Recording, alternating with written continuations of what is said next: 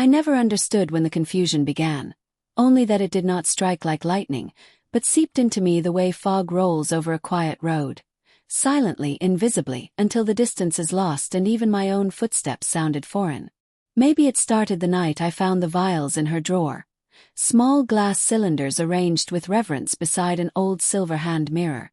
Maybe it began earlier, long before I ever tasted the thought that something in me was fragile and unfinished.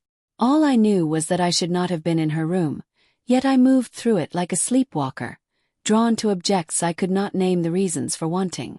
The vials were unlabeled, but the sight of them stirred a strange fluttering in my chest.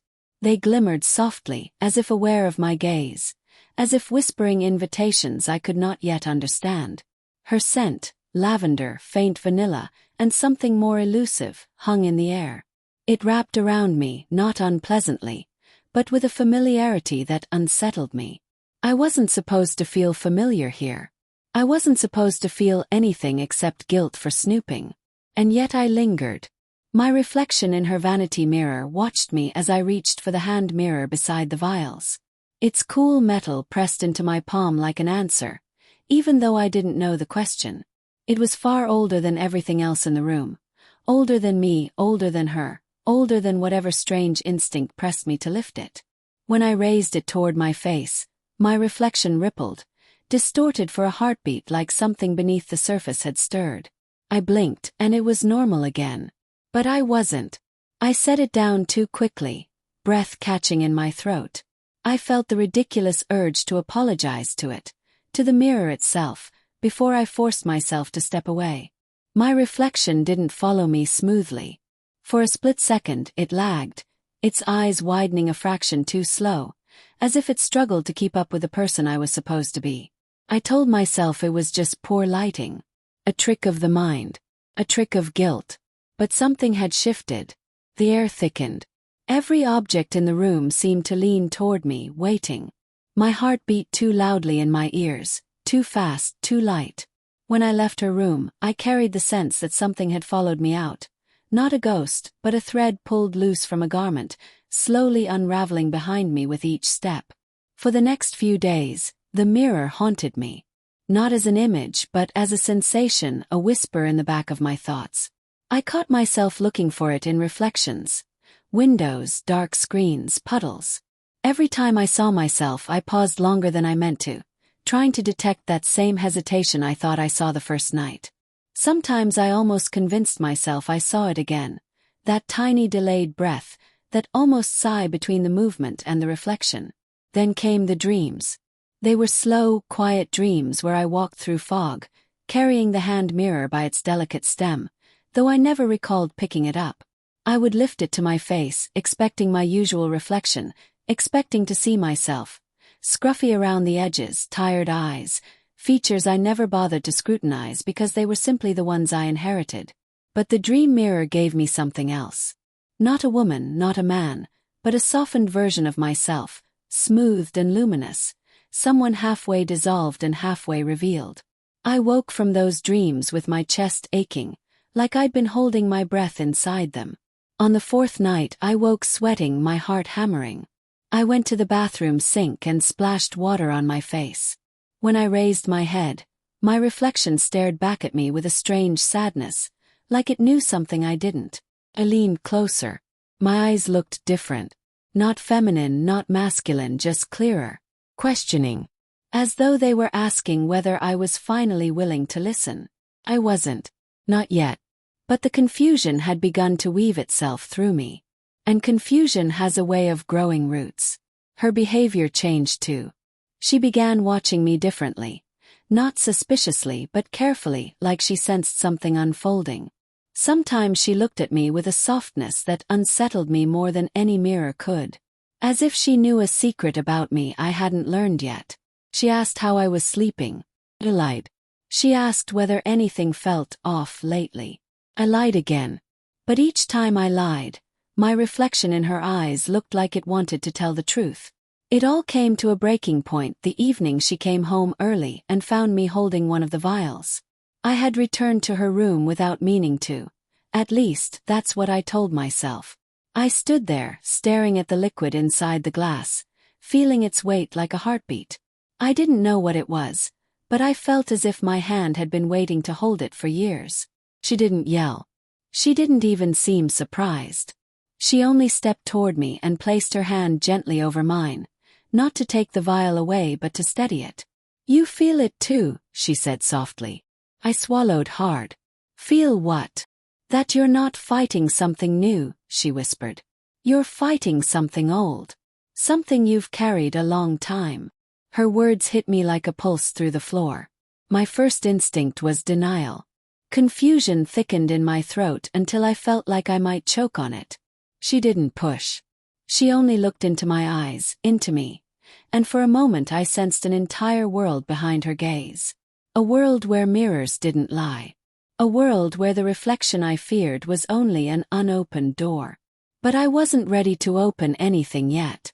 I set the vial down and stepped back, shaking. And she let me. "You don't have to understand anything tonight," she murmured. "Just trust that the confusion is part of the journey." I wanted to run, to escape the suffocating sense that something irreversible had begun. Instead, I found myself staring at the mirror on her vanity. My reflection blinked slowly, waiting. For the first time, I wondered if it wanted something from me. Something I didn't yet know how to give. The confusion tightened its grip, wrapping around me the way her scent had wrapped around me that night. I didn't understand it. I didn't want to understand it. But I felt it. An invisible current pulling me toward a version of myself, hidden just beneath the surface. And in the quiet that followed, I realized that confusion isn't the absence of truth. It is the first tremor before truth breaks open. I tried to convince myself that nothing had changed, that the confusion lingering in my chest was temporary, a passing storm that would clear once I stopped thinking about mirrors and vials and the way her voice sounded when she said "you feel it too." But confusion has a strange way of reshaping the air. Suddenly every moment felt charged, every shadow almost alive, every reflection a quiet witness to a truth I hadn't yet dared to touch. I avoided her room for the next 2 days, but avoidance only sharpened the pull. The hand mirror drifted through my thoughts like a small moon exerting its own gravity. The dreams returned, more vivid now, as if someone had turned up the contrast on my mind. In them the fog was lighter, tinged with a faint silver glow. I walked barefoot, each step echoing faintly, and the mirror in my hand felt warm, as though the glass inside remembered someone it once belonged to. And the reflection I saw within it changed. Not drastically, not in a way that made me jolt awake in fear, but subtly, gently. The softness I had glimpsed before became clearer, forming details where before there had only been suggestion. My cheekbones looked carved with a care I had never imagined. My eyes were luminous, but not feminine or masculine, something in between or beyond. A face that felt like a memory of myself rather than a future self. I woke with an ache deep in my ribs, as if grief and longing had wrapped around each other and pressed tightly. On the third morning something shifted. I was brushing my teeth, staring blankly at the bathroom mirror, when I noticed the tiniest difference in how my reflection lifted its chin. Not slower, not delayed. Simply more deliberate, as if consciously offering me its gaze rather than merely returning it. Blinked. My reflection blinked. But while I blinked instinctively, it blinked with intention. Leaned close. Leaned close. But I moved as if out of habit. My reflection moved like someone learning how to trust me.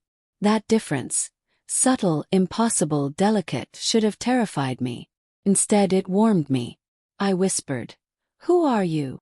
My reflection didn't answer, of course, but the look in its eyes told me that the question mattered. Later that afternoon, she approached me while I was sitting in the living room, pretending to read, my eyes skimming the same line over and over. She sat across from me, her posture relaxed, her expression calm in the same strange, understanding way she had looked at me since the night she found me holding the vial. "You've been noticing things," she said gently. I hesitated too long. She smiled, not triumphantly but tenderly. "Mirrors don't behave the same once you start paying attention." I felt my throat tighten.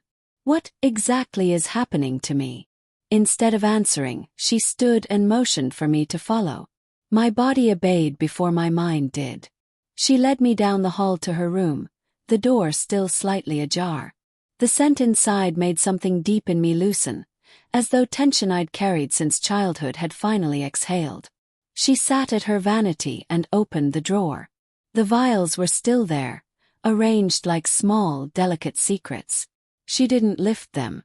Instead, she picked up the old silver hand mirror and offered it to me. The moment it touched my hands, a faint tremor ran through me. Not fear but recognition. As though a puzzle piece had clicked into place somewhere under my ribs. "This belonged to someone who struggled the way you are struggling," she said softly. "Someone who also saw their reflection as something distant, unfamiliar. Someone who learned, eventually, that the reflection wasn't an adversary but a guide." I stared into the mirror's surface. My reflection stared back. And for the first time, I saw a shimmer along the edges of my face, like the faint outline of a second version of me superimposed over the first. Shadow self. Possibility self. A self I had never allowed. My breath caught. "I'm just imagining this." "You're imagining less than you think," she replied. "You've been hiding from yourself for a long time." I lowered the mirror, my hands trembling. A faint ringing filled my ears. Why me? Why do I feel like something or someone is waking up inside me? Her smile softened. "Discovery often feels like awakening. You're not becoming someone new. You're remembering someone old." She guided my hand back toward the mirror. I resisted for a heartbeat, then surrendered. When I lifted it again, the reflection waited patiently, almost gently, as though it understood my hesitation. And then it happened. The reflection smiled. It wasn't wide. It wasn't eerie. It wasn't delayed. It was reassuring. A small, soft smile, almost secretive, almost grateful. I staggered backward, breath hitching. But here's the strange thing. I wasn't terrified. Shockes. But beneath the shock was an unexpected warmth, like someone had taken my hands in theirs and whispered, "You don't have to be afraid of me anymore." "That's impossible," I whispered. "It's symbolic," she murmured. "Your reflection doesn't move against you. It moves with you. And right now, it's showing you something you're finally ready to see." I stared again. The smile faded, not because I imagined it, but because the expression shifted into something softer. An invitation. My throat tightened. My eyes burned. It wasn't the face I had always known. It was the face I had always avoided. The face that lived underneath. That evening, after she left me alone in her room, I sat with the mirror for what felt like hours. I watched myself breathe. I watched emotion flicker across my features. I examined every line, every softness, every familiar and unfamiliar angle. And slowly, impossibly, my reflection began to feel less like a stranger and more like someone I had been separated from a very long time. Discovery isn't a single moment. It's a slow, unfolding truth. And mine had just begun. Conflict did not erupt like a storm. It seeped quietly into the hollow spaces that discovery had created. The more truth I uncovered, the more fiercely another part of me clung to the life I had known. It felt as though two versions of myself, one familiar and rigid, the other delicate and awakening, were pulling on opposite ends of my ribs, stretching me thin, demanding I choose a side long before I understood the rules of the war. The mirror became both a comfort and a threat. Some mornings, my reflection felt like an ally. Soft-eyed, patient, almost proud of me when I dared to meet its gaze without flinching. But other mornings, something inside me recoiled. I would stare too long at the faint softness forming around my features and feel a rising panic, a tightness behind my sternum that whispered, "This isn't you. This can't be you. You're losing yourself." Yet even as I protested, the reflection looked back with sorrow, as if it knew I was lying to both of us. I avoided the mirror for a full day once. I kept my gaze down, brushed my teeth while staring at the faucet, got dressed without looking at my reflection even once. But avoidance isn't silence. Avoidance is a shout in another direction. Later that night, when I finally looked into a windowpane by accident, I saw my faint reflection staring at me with the unmistakable expression of someone who has been abandoned. I whispered, "I'm not ready." The reflection softened, not in forgiveness but understanding.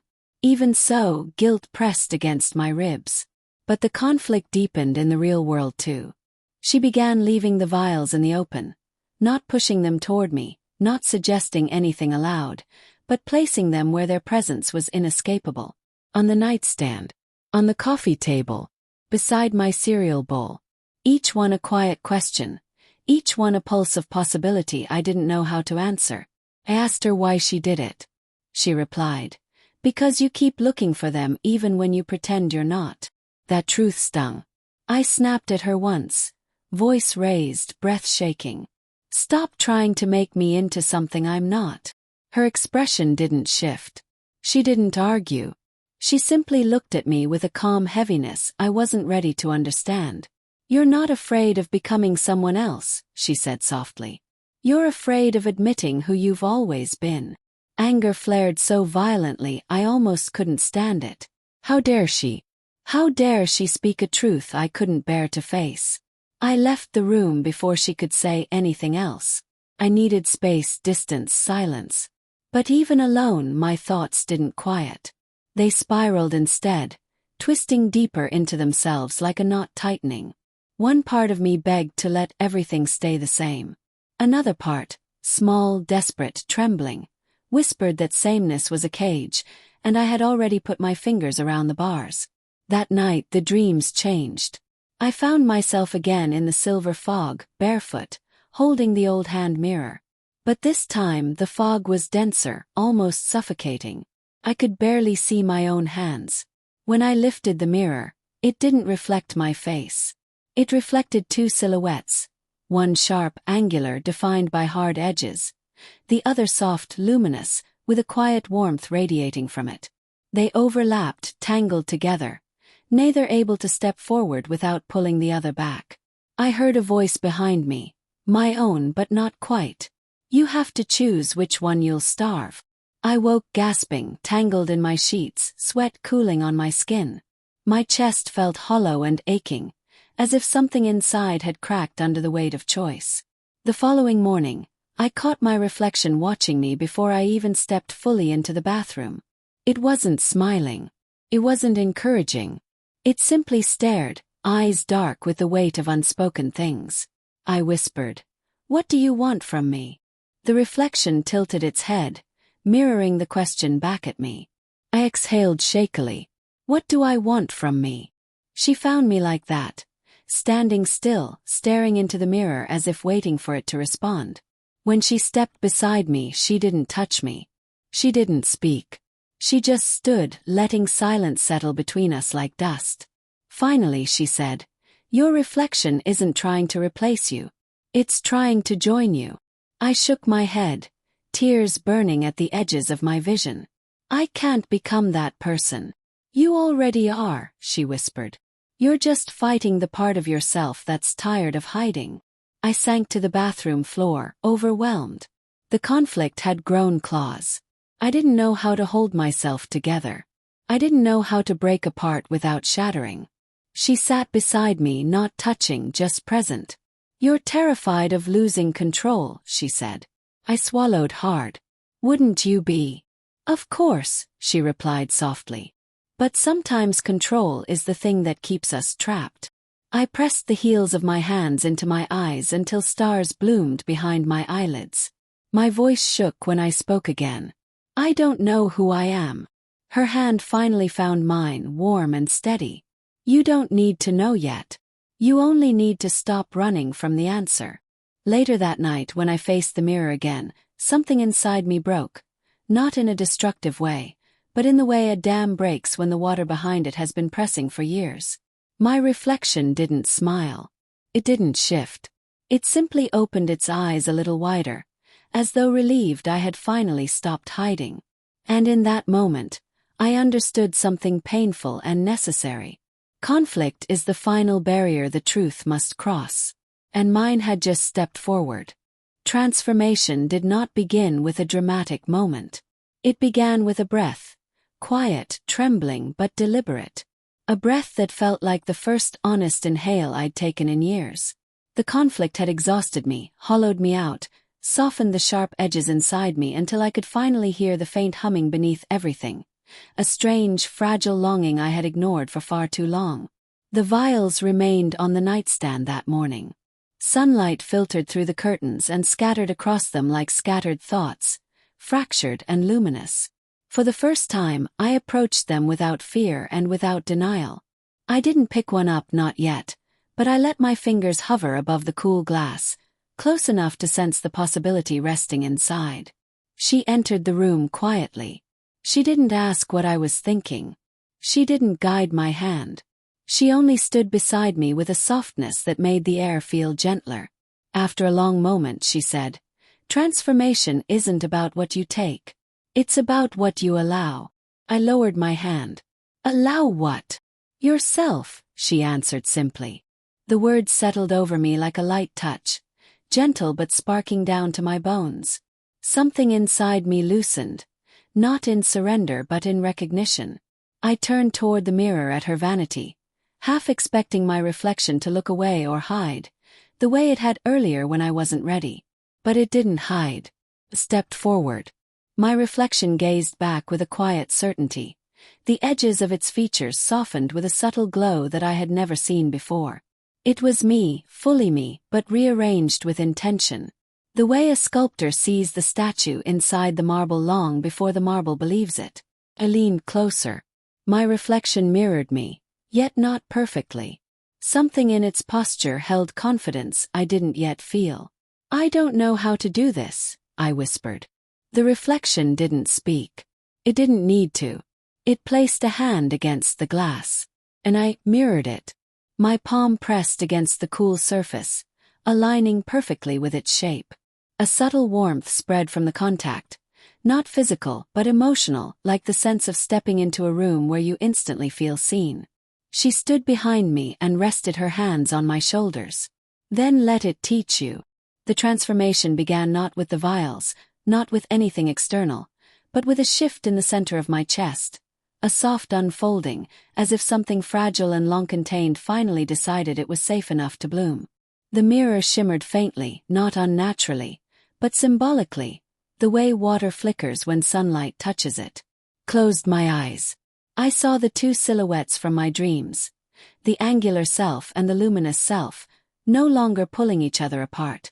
They stood facing each other now, close enough that their edges blurred. A quiet sense of unity formed where conflict had once lived. When I opened my eyes, the reflection looked different, not dramatically but meaningfully. My features held a balance I had never recognized. The softness no longer felt foreign. It felt earned. I swallowed hard. "Is this real?" She squeezed my shoulders gently. "Real doesn't always mean tangible." I lifted one of the vials with trembling hands. The glass felt warm, almost pulsing. I didn't know if it was real warmth or simply my heartbeat echoing through my fingers. Either way, it didn't frighten me anymore. She didn't say a word. She didn't have to. I didn't open it. I didn't need to, not yet. Instead, I held it to my chest and breathed. The moment felt symbolic, a vow to myself rather than an action. A quiet promise. I would no longer abandon myself. The rest of that day moved differently, as if time flowed through gentler currents. Colors seemed sharper, sounds softer. The world no longer felt like a stage where I pretended to be someone I wasn't. It felt like a canvas I had just begun to paint on, clumsy, hesitant, but finally honest. Simple actions became rituals of transformation. I brushed my hair with slow, deliberate strokes, watching how my reflection responded with the same tenderness I offered it. I washed my face carefully, noticing the curve of my cheekbones in a way that felt less like scrutiny and more like affection. I touched my own jawline, feeling the subtle shift in how I perceived myself, no longer evaluating, simply acknowledging. Every movement felt like a conversation between who I had been and who I was becoming. Later, she guided me to sit on her bed. She knelt in front of me and took my hands, cradling them like they were something precious. You don't have to rush, she said. Transformation is a dialogue, not an event. He nodded. My throat tightened, but not with fear. With relief. In the mirror across the room, my reflection watched us, quiet and patient. The expression on its face was not approval or judgment, just presence, promise, a companion. That night, I dreamt again of the fog. But the fog was lighter this time, almost glowing. I walked forward with certainty rather than hesitation. The hand mirror in my grasp didn't feel like a burden. It felt like a key. I lifted it, expecting to see the divided silhouettes. But I didn't. I saw only one figure now. Me, soft, steady, and whole. When I woke, my chest expanded with a new kind of breath, deep and full, as if the world finally fit around me the way it was always meant to. Transformation is not becoming someone else. Transformation is finally recognizing yourself. And I had begun to recognize mine. Harmony arrived quietly, without the dramatic flourish I once imagined transformation required. It came not as a revelation, but as an exhale, a long, slow release of everything I had held too tightly inside myself. The weeks that followed felt like living inside a healing bruise, tender, sensitive, but blossoming into color with every touch of honesty I allowed. I didn't wake up one morning suddenly whole. I didn't look in the mirror and find a stranger. Instead, harmony grew the way dawn does. Softly, then steadily, until the light simply was, and I couldn't imagine the darkness it replaced. The reflection became familiar to me. Not the face I used to haunt, but the one I now leaned toward with a quiet sense of belonging. The softness that once frightened me had become an anchor, a reassurance. My eyes held a depth I recognized, not because they had changed, but because I had allowed myself to truly see them. One morning, I stood before the mirror and realized that the subtle shimmer I once believed was a trick of the light had rooted itself inside my expression.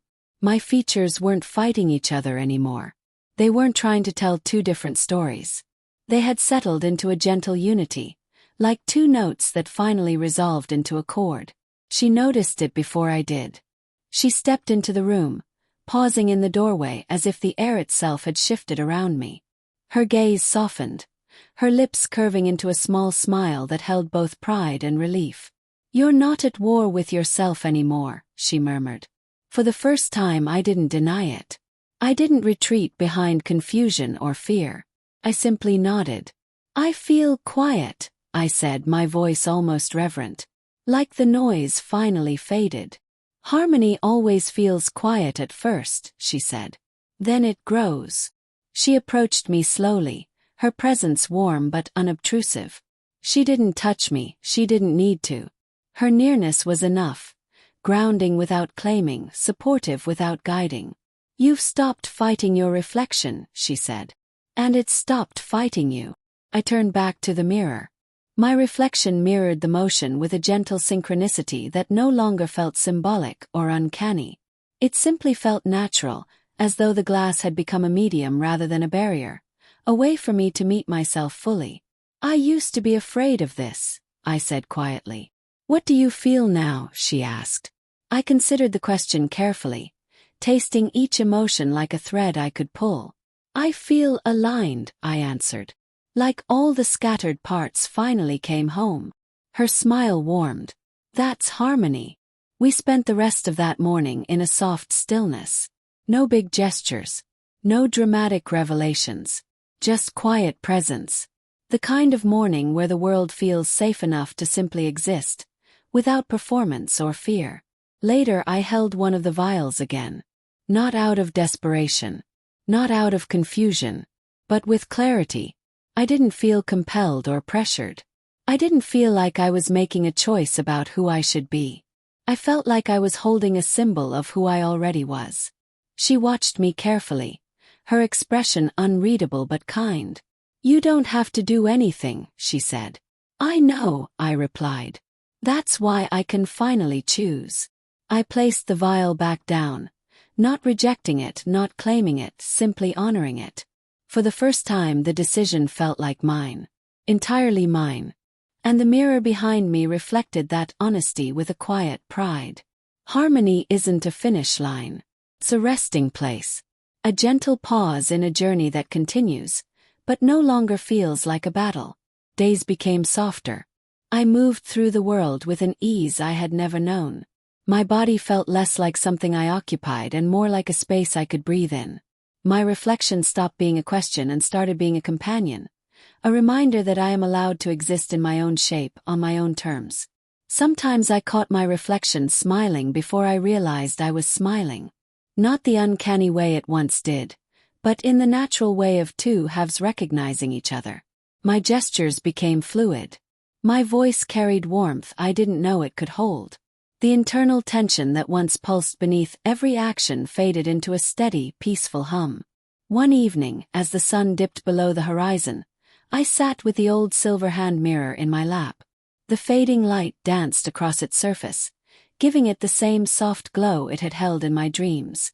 I lifted it slowly, expecting something symbolic, something profound. But all I saw was myself. True. No distortions. No flickers. No hidden silhouette waiting beneath the surface. Just me. The version of myself I once feared I could never become. The version of myself I realized I had always been. The air around me felt warm, as if the world itself exhaled in relief.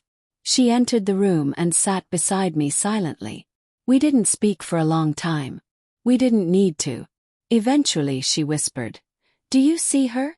I looked at the reflection, my reflection, and felt a swell of quiet joy. "Yes," I breathed. "She's me." Harmony settled into me fully then, not as a destination but as a truth. A truth that didn't overwrite anything I once was, but gently wove itself through every memory, every conflict, every step of the journey. I wasn't returning to anything. I wasn't surrendering anything. I was expanding into myself. And in that expansion, fear dissolved. Resistance softened. The old mirror finally closed its watching eye. I lifted my face, feeling light, whole, and unmistakably real. My reflection smiled. And this time I smiled with her. Not as opposites, not as strangers, but as one.